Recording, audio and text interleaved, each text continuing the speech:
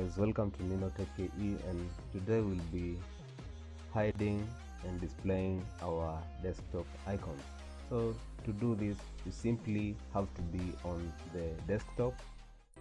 Then you can right click on the desktop, then go to the view tab. It will display a sub menu.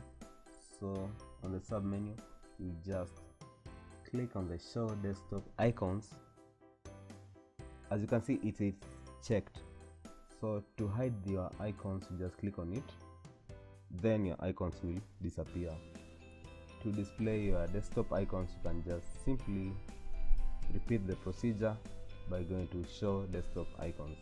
You can play around with it, you can make them large icons, you can make them medium, or you can return to the normal small icons.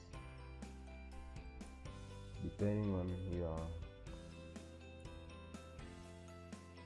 way of viewing, you can select any that you like. To sort them, you can go to the sort by name, size, or item type, or date modified.